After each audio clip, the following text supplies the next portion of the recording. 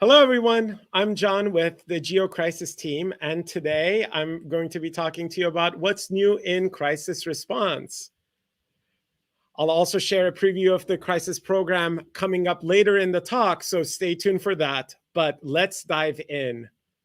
Our agenda is I'm going to be talking a little bit about where we are today, what we've been up to in the last year or so, and what's next on the roadmap.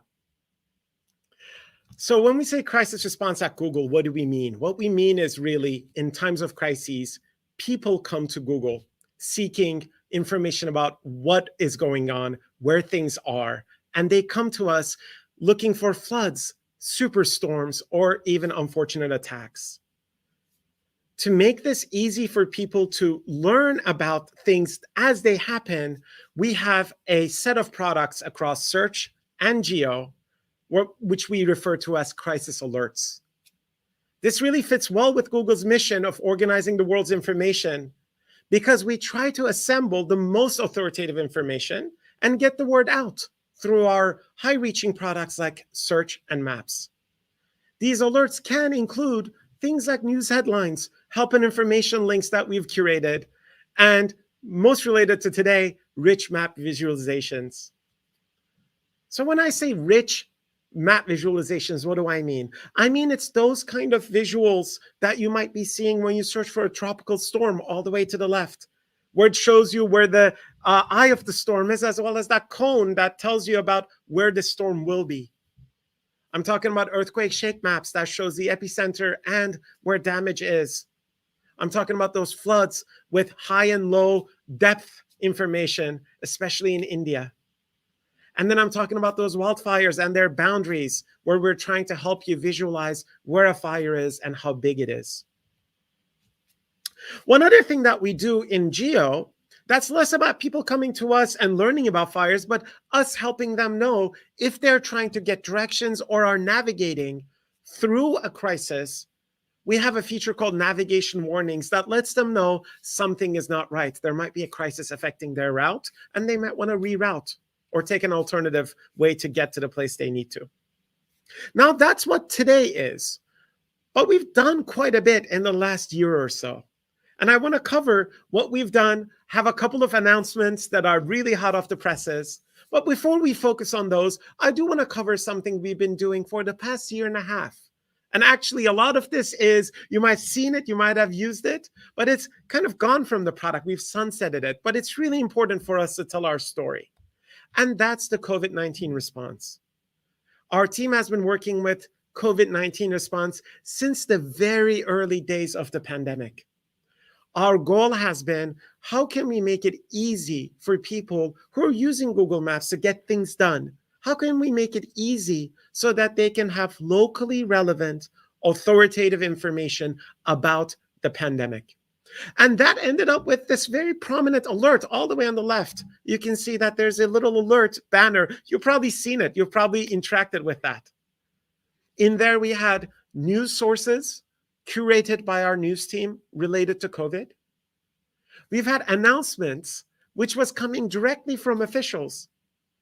And we brought them into the experience so you can quickly see them. We've had some nearby resources. Early on, it was focused on testing.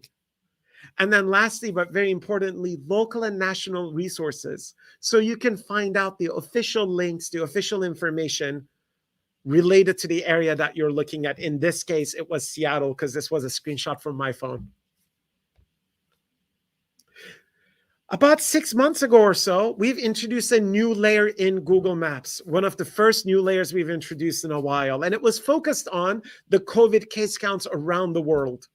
One of the things that our team did is introduce that alert into that layer so that if you were looking at different places and understanding what the conditions were in that place, you could also get to the locally related and authoritative information.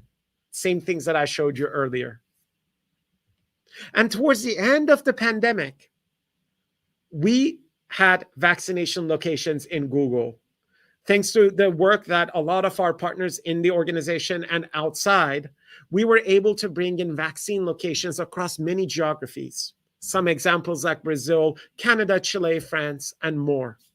And what we've done is we brought those into this COVID sheet so that it only took 2 taps for people to discover those COVID vaccination locations, which was a really helpful feature to be able to launch during the pandemic. Now, I just wanted to capture this because this was a huge focus for our team for the better part of last year. But most of this experience is now sunsetted. It's not part of Google Maps right now because we made the rest of the ecosystem really rich. You can still find vaccination information, testing centers in Google Maps, but just searching for them. And of course, you can find COVID information across Google products. So this alert has served this purpose, and we've moved on from it. But the information you need are still in Google in the places that you're used to looking for information. So then let's talk about what's new. So public alerts is a big focus of our team. And you might ask, what are public alerts? That's a term that we use a lot, but you might not know about it. Public alerts is the way we bring in authoritative information into Google. We bring it into Google, in Google Maps and Google Search. We have the authoritative information showing you information such as floods. And this year, we've expanded the flood information to Bangladesh. It has new map visualizations this year. So when you're looking at a public alert in Google Search, you're going to see a quick thumbnail in Google Search so you can understand where that public alert is about. Also, we've expanded our public alerts to include 18 new countries. And finally, and very, very recently, with partnership with JMA, the Japan Meteorological Agency, we're able to introduce 2 new public alert types. One focused on earthquakes, and the last one on typhoons, as you can see on my screen. This information is bringing locally relevant visualizations for typhoon cones so that when a typhoon alert is shown, our local users in Japan can understand it in the way they expect to see it. This information, of course, is augmented by official info from JMA, as well as a legend that makes it easy to understand what different components of that map is meant for your safety. So public alerts are our way of bringing a lot of information from authorities into Google. But there are 2 types of crises that I want to talk about where we've done really special new improvements this year. First one is wildfire mapping. According to our partners at NIFC, the National Interagency Fire Center, already in 2021, there has been over 45,000 wildfires in the US alone, burning more than 5.6 million acres, which is larger than the state of Connecticut. Wildfires remain a massive concern for people all around the world. And what we've done is, last year, we've started mapping boundaries of these large wildfires. But you have to see them one at a time. So what we've done this year is launch a dedicated layer to wildfires. Right in the Layers tab, you will be able to see, pull up the Layers tab, turn on the wildfires there, and you're going to see all wildfires we know about. Moreover, we have brought in a new partnership with NIFC, bringing in all active wildfires in the US into this experience. So at any time, you can turn on the wildfire tab and see everything that Google knows about. You can see the name of the fire, the location. If it's a large fire, you can see the boundary. And if you have that information, we'll let you know about help and information links from official sources, news related to these fires. And if you have the information, we're going to show you the containment and the size of the fire as well. These are the important pieces of information to help keep you safe. This layer is already rolling out. We've announced it at Search On. If you've tuned into the Search On event, Prabhakar on stage announced that we've began rolling this out in September, and it's rolling out to our users. And we're going to be continuing that rollout until everyone has it on Android, iOS, and web. But What we've learned as we worked on wildfires is, yes, the fires themselves are really important to people's safety, to people's homes, and for themselves. But a second thing is really important for them, and that's air quality. You can see on the left chart that people tend to search for air quality at the same time they're searching for wildfires. And when we asked our users what information we can help you with next during wildfires, of course, they wanted to know what the damage from the fire was, where the fire is, where it's headed. But the number one response was the air quality due to wildfires. So to think about air quality and what we could do about it, we've started looking into it and learned that it is one of the main concerns for air pollution becomes a main driver of deaths across the globe. 9 out of 10 people breathe air containing high level of pollutants.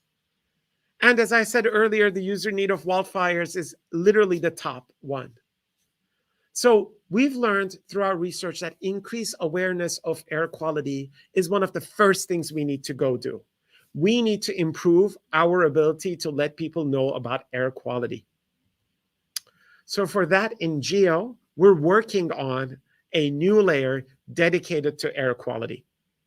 We've announced this a few months ago in a blog post that some of you might remember, but this is the first time I want to show you the latest on it. So this layer, just like the wildfires layer I showed you earlier, will be part of the Google Maps experience that you use today. It's going to be a dedicated layer starting with information from EPA's Air Now stations, the purple air sensors that people can buy and put in their own homes to help their neighborhood learn about local air quality, CPCB sensors in India, as well as sensors from the state of Victoria in Australia. We're going to start with those. We're going to be bringing in locally appropriate official index values so that if you already know the indices that you use for your local area, we're going to be showing you those numbers so you don't have to learn something new. We're going to make it very easy for you to see where we're getting our information so you can verify that's the information that you wanted to get. We're going to provide nearby stations because what we learned is it's usually not just one station people want to know about the air quality from. They want to get a sense of the general area, which really we're trying to help with our nearby air quality features. And lastly, there are areas, especially with Purple Air and EPA, there are some areas with many, many stations. So we're introducing these concept of tinies. You can see those little dots on the map. Those tinies are really, really useful to get a sense of what the area is doing, to get a sense of different stations, to make sure that you really understand what the area's air quality is before you're there. So I've covered what we've been up to with COVID-19 response, our new wildfires layer, some work that we're doing in floods in Bangladesh, as well as the typhoons and earthquakes in Japan. And then I showed you a sneak peek of the air quality layer that we're working on and we've announced earlier in the year.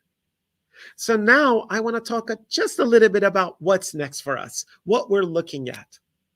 These are not commitments that I'm making that we're going to be doing all of these. Instead, I just want to show you how the team is thinking about what we're going to be doing next. And it's really these three things: new verticals, expanding coverage, and supporting different parts of the crisis lifecycle. What do we mean when we say new verticals? As I said, we are trying to bring more crisis types, that rich information about more crisis types into Google all the time. The two that we're hearing from our users are tsunamis, especially when they happen around earthquakes. That information we need according to our users. And so are smoke maps. So air quality, wildfires, those are good. How about smoke is a question that we get from our users. But if you have others, if you have ideas that we should be looking into other types of crises, please let us know. We need your feedback to focus our energies to get better at these new verticals. Then, as I said earlier, these disasters, these crises are increasing, but they're also increasing globally. So we don't have the luxury of saying, hey, we have one crisis type in this one country, we're good to go. No, we have to be thinking about increasing that coverage. So we are looking into that.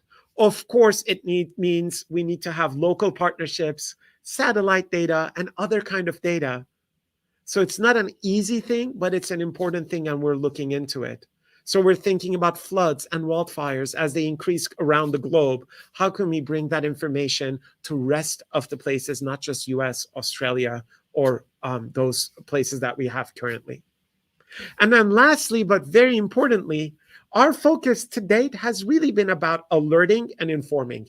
That's what Google does for a lot of things, including crisis. But we know that there are other parts of crises, right? Evacuations is a big, important aspect of crises. So after they happen, how can we help people using Google Maps to navigate? How can we make that easier during navigations better using Google Maps? We also are looking at things like early alerting and predictions. Can we help people before a crisis happens? You might have heard about some of our investments in earthquake early alerting. We want to keep looking into that type of activation. And then things like fresh imagery after a crisis to show what the new reality is on the ground using satellite imagery and other aerial imagery. That's very interesting for us to be looking at as well. But if you have thoughts or feedback about any one of these, please reach out.